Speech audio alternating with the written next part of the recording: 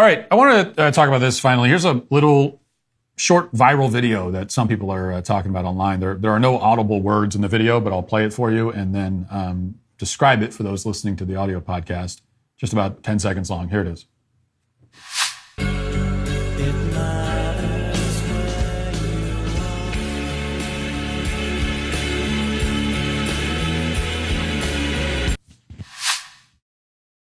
Okay, so it's a video of a young lady crying on camera with the caption, "My mom just came in my room and casually kicked me out. I graduated 2 months ago. Suggestions?" And so this is the very common thing now that we find of young people who are upset about something, and the very first thing they think to do is make a video about it and post it online. Now, this was shared initially on Twitter by Ian Miles Chong as a conservative account, and he says that parents who do this to their kids, parents who kick out their 18-year-old, their kids as soon as they turn 18, are deplorable, he says. And this echoes what has become an increasingly common view on the right. For a while, the kind of stereotypically conservative thing was to say that when a child turns 18, they need to move out of the house and take care of themselves and, learn how to support themselves. But there's been an interesting backlash against that recently, with many conservatives saying that, no, actually, kicking your adult child out of the house is wrong and also not conservative, because as they argue, the traditional arrangement is a multi-generational household where child, parent, grandparent all live together. Lauren Chen made this point, and I've seen her make this point several times in the past, but she made this point in response to the video. She tweeted, "The hill I will die on is that kicking your kids out at 18 is toxic, and that if you do that, your kids have no responsibility to look after you or help you in any way as you age." And a lot of people seem to be agreeing with that. Now, I personally look at this a little bit differently, and I kind of think that both sides of the argument, like should you kick your adult child out of the house or not, both sides of the argument are missing the point. Because there's not enough information in the question. Should you kick your adult child out of the house? Well, it depends. Right? It's like asking, should you put your 3-year-old in timeout? Well, I mean, it depends. You shouldn't just do it randomly. You shouldn't go and walk into the room right now where your 3-year-old is and say, "Hey, you're in timeout," for no reason, unprovoked. But does that mean you never should? Of course not. It depends. So with an adult child, if they're a contributing member of the household, that is, if they are hard workers, if they're respectful of you and your rules, then the fact that it is your house and not theirs. If they, again, contribute in some real and substantive and helpful way to the household, if they're putting in nearly as much work or more than you are to keeping everything running, whether that's by having a full-time job and paying some of their bills, or even contributing to some of the bills, the household bills, or by helping in the home in some significant way, that isn't just cleaning their room once a week, but actually, depending on your situation in your home, maybe you have an adult child, someone who's 18 or 19 who could be helping in the home in some way, again, in some significant way. And if that's all happening, then in that case, making them leave automatically at 18 is crazy. In that case, if you kick your child out anyway, it's because you just don't want to be around them. That just means you don't like your kid and don't want to spend any time with them. And it's your legal right to kick them out for that reason, but it's not the right thing to do. And I agree with Lauren in that case. They have absolutely no obligation to help you later in life. Because that means that you just wanted to do the bare minimum. You did everything you legally had to do, which was keep them around until they're 18 and feed them and clothe them and all that, because you have to. If you didn't, you'd go to prison. But the second you didn't have to anymore, you stopped. And if that's the case, they really don't owe you anything. They don't owe you any gratitude. They don't owe you anything. You just you did only what you had to not go to prison, and nothing beyond that. And if that's all you give to your kid, then they just, there's no bond there. There's nothing. There's really no debt that they have to you. I'm sorry. And they can just ship you off to the nursing home and put you out of sight and out of mind like you did to them. Maybe they'll choose to forgive. That's always good. But if they don't, well, that's on you. But this scenario that I just described is one that probably doesn't apply to most or even a large preponderance of the cases where an adult child is kicked out of the house.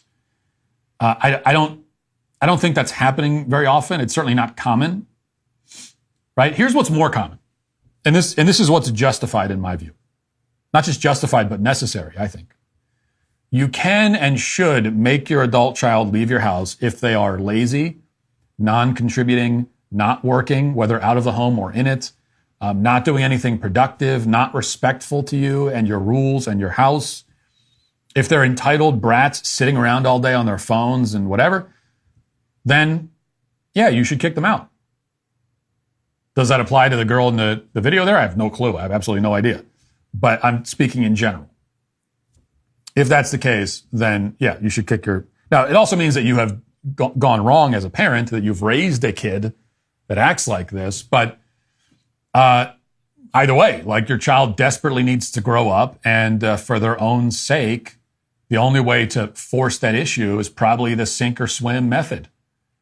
You know, there does reach a point, and we've all known of cases like this where you have a child a child in the sense of a parent, but not a child anymore, an adult who just refuses to grow up, and you just have to throw them into the deep end, and it's like, okay, start doggy paddling, and you got to start figuring this thing out.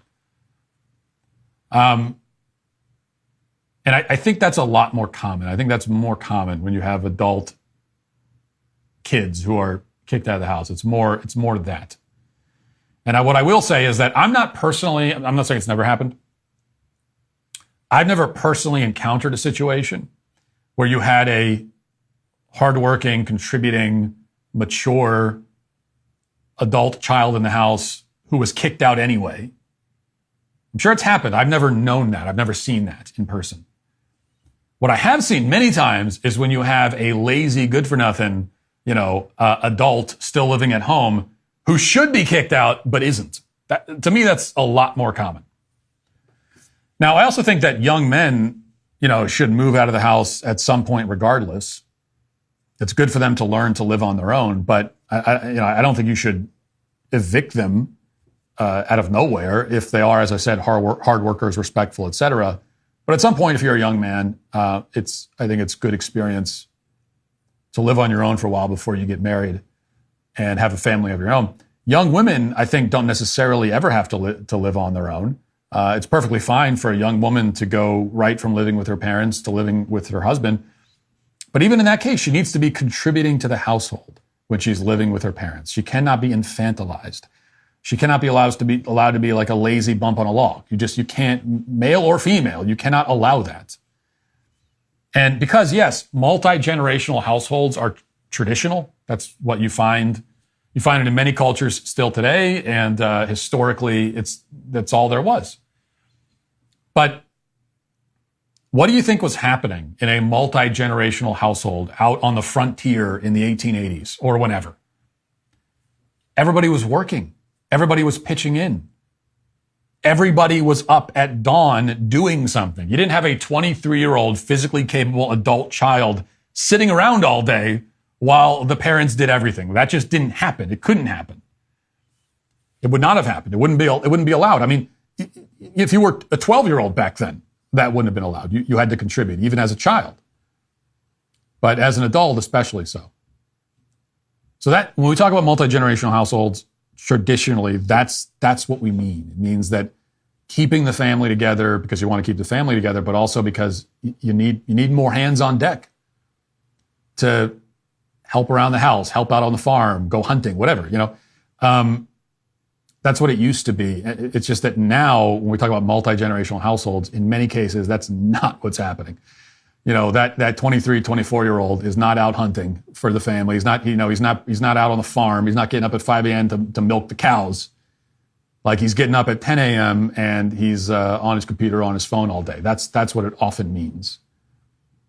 And anyone who would try to position that as some sort of conservative, traditional arrangement is just delusional. If you'd like to see what else I have to say, you can access my full show by going to dailywire.com or by going to the Matt Walsh Show Twitter page. Hope to see you there. Godspeed.